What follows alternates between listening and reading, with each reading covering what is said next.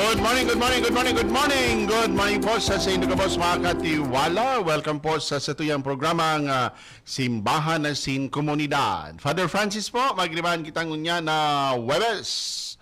Petsa 3 karing bulan ni Hulyo 2025. Mga tugang padagos kitang nadadangog sa Radio Veritas Legazpi. Siring man po mga katiwala na susundan kita sa tuyang Facebook Live. Alsin man mga katiwala na iling kita sa DCTV Channel 2 kan DCTV Channel Network. Mga tugang ko po kamong buot na ipaabot na mensahe, mga pagbati, mga prayer request, mga katiwala, i-send po nindo yan sa tuyang numerong 0998-2612497 para po ini sa mga smart subscribers. Alsin siring man sa 0915-353-4732 para po ini sa mga Globe subscribers. Mag-like, mag-comment. Sinishare ta po sa tuyang Facebook Live, BNOMG, Online Missionaries of God. Good morning, good morning.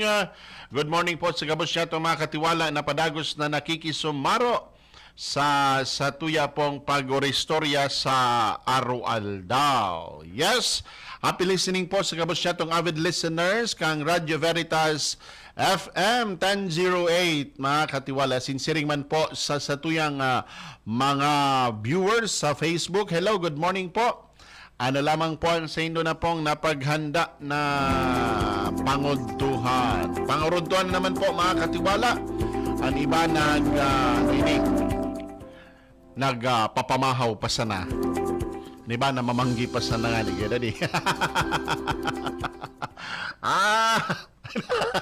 May mga pakayat sa ulo ko. Good morning, good morning, good morning po. Sa sinama po kamo mga katiwala nagtatrabaho dyan. Ano man po ang mga pinagigiribo sa aldaw na ininin Webes. Mga tugang mag-iribahan kita sa pag-oristorya sa mga pangyayari sa laugan sa tuyang Simbahan na Sin Komunidad. Happy listening po sa mga katiwala niya ito dyan sa Santo Domingo, Albay. Dyan po sa opisina. Nagdadawag sa tuya. Ano po? Yan. Nalipat na po kita mga tugang.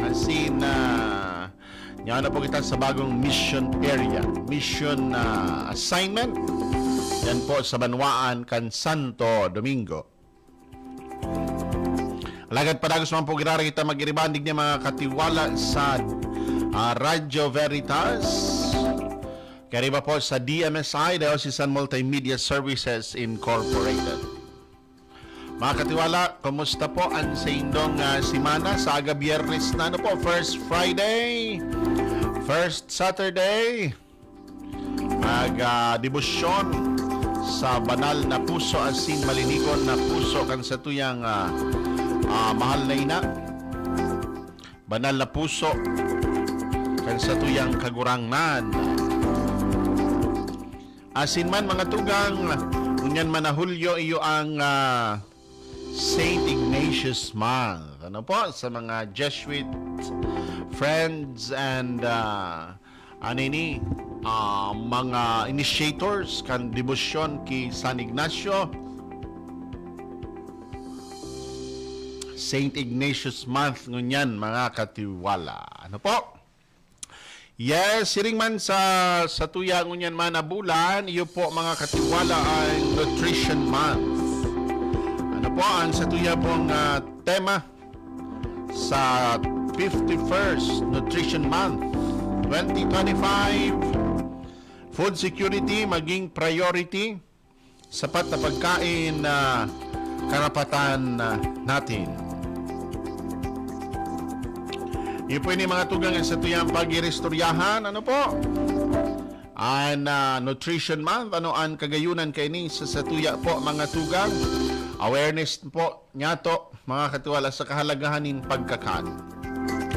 Dahil kung makusog ang sa tuyang hawak, makakagibo kita kan sa tuyang misyon. Kunyaw ng tamang nutrisyon, mga katiwala, may ipapahayag niya to ang karahayan, pagmisyon at pagbalangibog paghahade nin mahal na Diyos. Paguroronan po niya to mga katiwala ang tema, food security maging priority. sapat na pagkain na karapatan natin.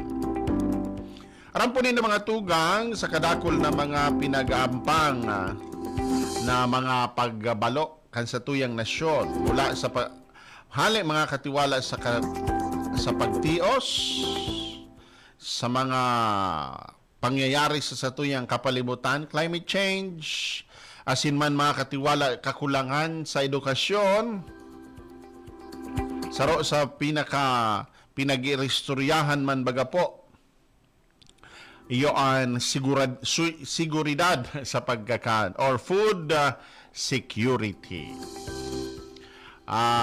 Sa bilog na kinaban inyong mga katiwala inian, saruban po baga po sa mga pinag-iristoryahan. Adi,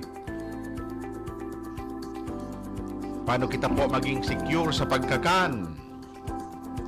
Kaya nga ni habang nagdadakula mga katiwala ang populasyon, ano na po ang pinagigibo? Ang food production, pinaghihinguan na maging madalian. Ano po? Yung nga ni baga po, so 45 days na manok, minsan nagiging pirang days na sana pwede nang i-harvest. So mga saradit ng pagkakan, pigparaparakula. Tangani po mga katiwala na matabangan o magkaigwa kita nin tama asin sapat na supply nin pagkakan para sa satuyang mga katiwala. Pero ano kayo ni? Siyempre, igway ni mga katiwala na sabihon niya to, balos or ano po gaan konsekwensya. Ade, kaya magayon ni sa tuya pag restoryahan mo niyan. Mga tugang, ano man ang po ang buot sabihon kan food security.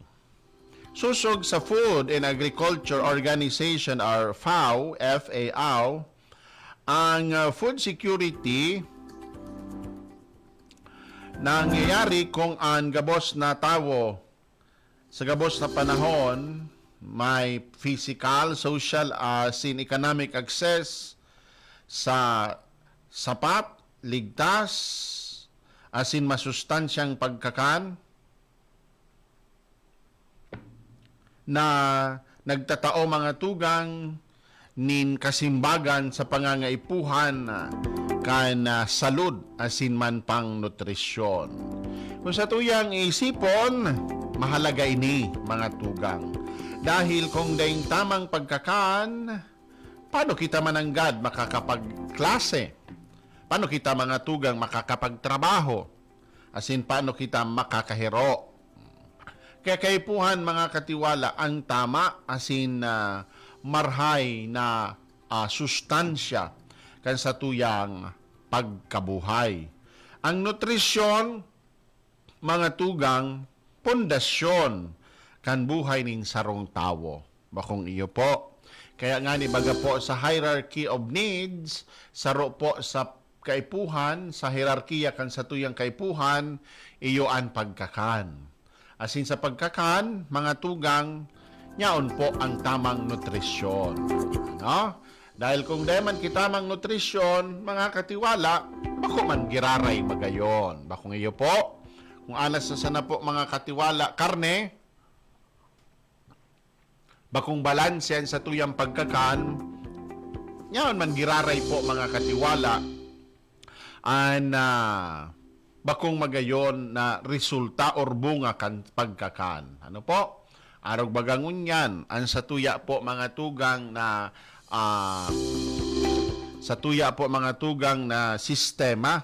Ano? Sa satuyang lifestyle. Ade? Totoo may sapat na pagkakan. Pero mga tugang, tama daw po ang sustansya na nariresibita. Tama daw po mga katiwala ang nakukuata po na bunga kan sa tuyang pinagkakakan. Sabi nga ni isa nabasa ko, a moment in your lips, forever in your hips. Ade. So may tamang sustansya ba? Ngunyan baga sa lifestyle ta mga katiwala. Ano po? Kung ano, so instant, instant coffee, gabos na sana baga po mga katiwala, instant. Ade? Siyempre, sa paggibo kay ni, nyaon po mga tugang an, mga manlain-lain na chemical or mga preservative na totoo mga tugang nakakaapekto sa satuyang sustansya as in nutrisyon. Pag irestoryahan ta po ini mga tugang padagos, diyan lamang po kamo mga katiwala. Mabalik po sa tuyang programang Simbahan Asin Komunidad.